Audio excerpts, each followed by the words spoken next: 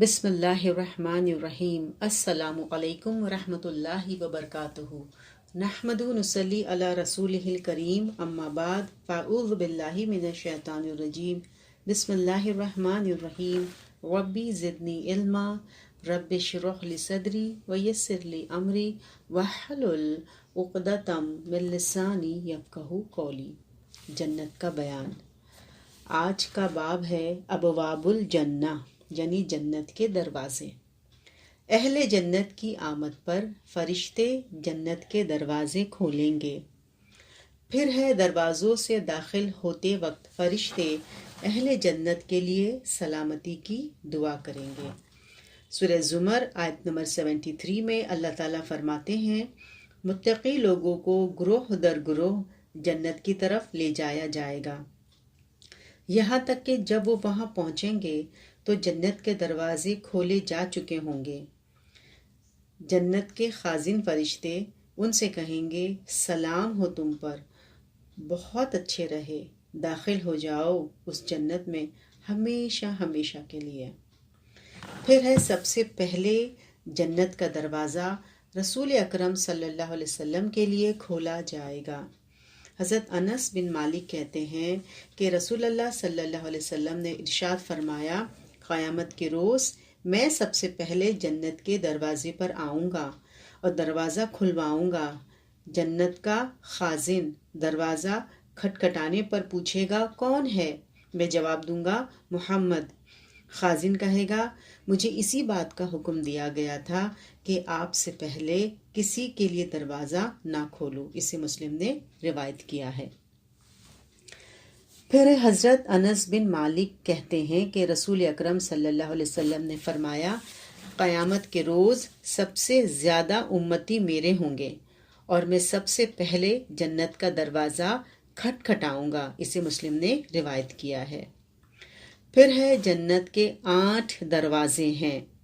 حضرت سہل بن سعد سے روایت ہے کہ نبی اکرم صلی اللہ علیہ وسلم نے فرمایا، جنت میں 8 دروازے ہیں، جن میں سے ایک کا نام ریان ہے، جس میں سے صرف روزہ دار ہی داخل ہوں گے۔ اسے بخاری نے روایت کیا ہے۔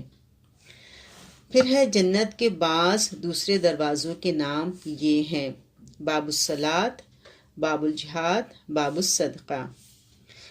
حضرت ابو ہریرہ سے روایت ہے کہ رسول اللہ صلی اللہ علیہ وسلم نے فرمایا، جس شخص نے اللہ کی راہ میں جوڑا خرچ کیا، مثلا 2 گھوڑے، 2 تلواریں وغیرہ، اسے جنت میں یوں کہہ کر بلایا جائے گا، اے اللہ کے بندے، یہ ہے بہتر صلہ تمہارے انفاق کا جو اہل صلاۃ سے ہوگا۔ اسے باب الصلاۃ سے پکارا جائے گا۔ جو اہل جہاد میں سے ہوگا وہ باب الجہاد سے پکارا جائے گا۔ جو اہل صدقے سے ہوگا وہ باب الصدقے سے پکارا جائے گا۔ جو اہل سیام سے ہوگا وہ باب الریان سے پکارا جائے گا۔ حضرت ابوبکر صدیق نے عرض کیا، اے اللہ کے نبی، ایسے شخص کو تو کوئی خسارہ نہیں ہوگا جو سب دروازوں سے پکارا جائے گا، اور کوئی ایسا شخص بھی ہے جو ان سب دروازے سے بلایا جائے گا؟ آپ نے ارشاد فرمایا، ہاں، اور مجھے امید ہے کہ تم انہی میں سے ہوگے۔ اسے نسائی نے روایت کیا ہے۔ پھر ہے جنت کے ایک دروازے کی چوڑائی تقریباً 1200-1300 کلومیٹر کے برابر ہے۔ پھر ہے بلا حساب کتاب جنت میں جانے والے خوش نصیب لوگ جس دروازے سے داخل ہوں گے، اس کا نام ہے باب الایمن۔ حضرت ابو ہریرہ سے حدیث شفاعت میں روایت ہے کہ رسول اکرم صلی اللہ علیہ وسلم کی سفارش کے بعد اللہ تعالیٰ ارشاد فرمائیں گے، اے محمد صلی اللہ علیہ وسلم، اپنی امت کے ان لوگوں کو باب الایمن سے جنت میں داخل کرو جن پر کوئی حساب کتاب نہیں ہے، اور وہ جنت کے دوسرے دروازوں میں سے داخل ہونے والے لوگوں کے ساتھ بھی شریک ہیں، یعنی اگر کسی دروازے سے داخل ہونا چاہیں تو ہو سکتے ہیں۔ قسم ہے اس ذات کی جس کے ہاتھ میں محمد صلی اللہ علیہ وسلم کی جان ہے، جنت کے چوکھٹ کے درمیان اتنا فاصلہ ہے جتنا مکہ اور ہجر، بحرین کے ایک شہر کا نام ہے، کے درمیان ہے۔ جتنا مکہ اور بصرہ شام کے ایک شہر کا نام ہے کہ درمیان ہے، اسے مسلم نے روایت کیا ہے۔ پھر ہے بلا حساب کتاب جنت میں جانے والے 70,000 افراد بیک وقت باب الایمن سے داخل ہوں گے، کوئی آگے یا پیچھے نہیں ہوگا۔ حضرت سہل بن سعد سے روایت ہے کہ رسول اللہ صلی اللہ علیہ وسلم نے فرمایا، میری امت کے 70,000 افراد یا 7 لاکھ، حدیث کے راوی ابو حازم کو یاد نہیں رہا کہ 70,000 یا 7 لاکھ افراد اس طرح جنت میں داخل ہوں گے کہ ایک دوسرے کا ہاتھ پکڑے ہوئے ہوں گے، ان میں سے کوئی بھی اس وقت تک جنت میں داخل نہیں ہوگا جب تک آخری آدمی داخل نہ ہو جائے، یعنی سارے بیک وقت داخل ہوں گے۔ ان جنتیوں کے چہرے 14ویں رات کی چاند کی طرح چمک رہے ہوں گے، اسے مسلم نے روایت کیا ہے۔ وضاحت: مسلم شریف کی دوسری حدیث سے 70,000 کی تعداد ثابت ہوتی ہے، واللہ عالم بالصواب۔ پھر ہے اچھی طرح وضو کرنے کے بعد میں کلمہ شہادت پڑھنے والا شخص جنت کے 8 دروازوں میں سے جس سے چاہے گا داخل ہو سکے گا۔ حضرت عمر بن خطاب کہتے ہیں کہ رسول اکرم صلی اللہ علیہ وسلم نے فرمایا، تم میں سے جو شخص اچھی طرح پورا وضو کرے پھر کہے اشہد ان لا الہ الا اللہ وان محمدًا عبدہ ورسولہ، یعنی میں گواہی دیتا ہوں کہ اللہ کے سوا کوئی الہ نہیں اور محمد اللہ کے بندے اور اس کے رسول ہیں، اس کے لیے جنت کے 8 دروازے کھول دیے جاتے ہیں، جس سے چاہے وہ داخل ہو، اسے مسلم نے روایت کیا ہے۔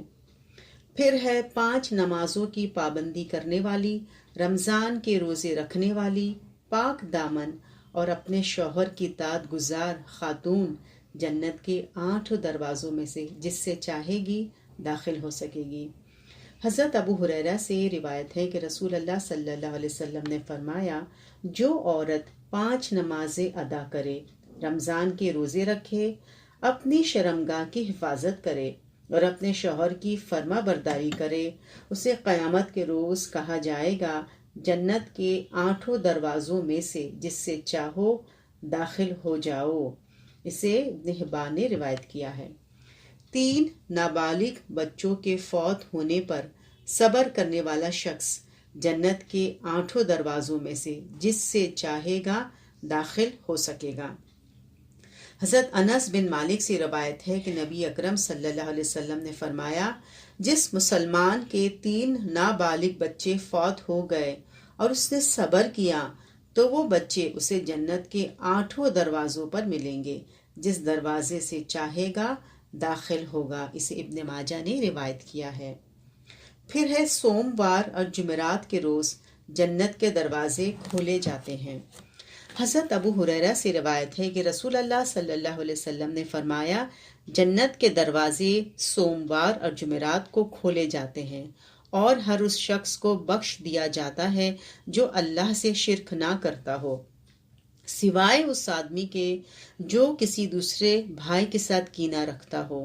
ان دونوں کے باروں میں فرشتوں سے کہا جاتا ہے کہ ان دونوں آدمیوں کا انتظار کرو یہاں تک کہ یہ دونوں آپس میں مل جائیں، ان دونوں کا انتظار کرو حتیٰ کہ آپس میں مل جائیں، اسے مسلم نے روایت کیا ہے۔ پھر ہے رمضان شریف کا پورا مہینہ جنت کے 8 دروازے کھلے رہتے ہیں۔ حضرت ابو ہریرہ سے روایت ہے کہ رسول اللہ صلی اللہ علیہ وسلم نے فرمایا، جب رمضان آتا ہے تو آسمان کے دروازے کھول دیے جاتے ہیں، جہنم کے دروازے بند کر دیے جاتے ہیں اور شیاطین جکڑ دیے جاتے ہیں، اسے بخاری اور مسلم نے روایت کیا ہے۔